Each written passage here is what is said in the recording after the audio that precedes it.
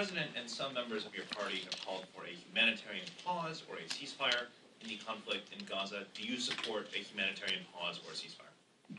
As I mentioned to Garrett, there are three things that need to be done simultaneous to each other. First, Israel must decisively defeat Hamas. Second, we must make sure that we do everything possible to bring the hostages home safely. Third, we have to urgently provide humanitarian assistance to Palestinian civilians who are in harm's way through no fault of their own. How that is managed logistically, I will leave to President Biden, the Biden administration, the Israeli government, the Egyptian government, the UN, and all of the other actors in the region to work out. Thanks. Fatima? Are you open to splitting the different aspects of the emergency supplemental if Republicans are willing to find a different way to pay for them or just pass them cleanly?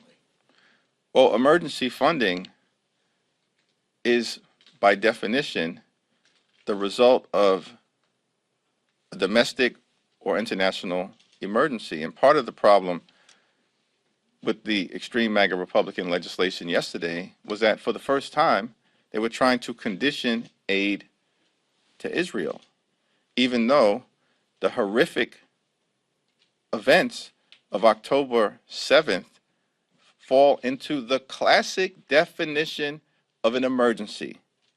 Brutal atrocities resulting in more than 1,400 Israelis slain is an emergency.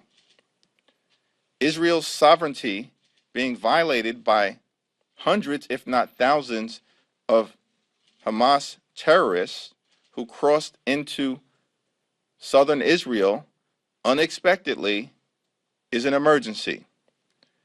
A war of necessity in terms of the conflict with Hamas is the classic definition of emergency. Russia invading Ukraine, the largest land war in Europe since the end of World War II, is an emergency.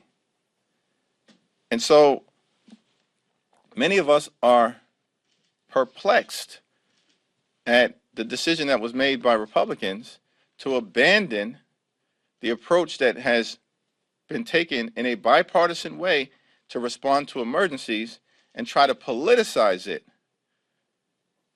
by imposing a condition in their legislation that was designed to undermine the Inflation Reduction Act. That is a classic definition of a political stunt. With respect to the product that leaves the Senate, which will necessarily be bipartisan, when it comes over to the House in whatever form, we're prepared to consider it in good faith. Even if it's divided? We're prepared to consider it in good faith. We'll have to examine what the particulars are when it comes over to us.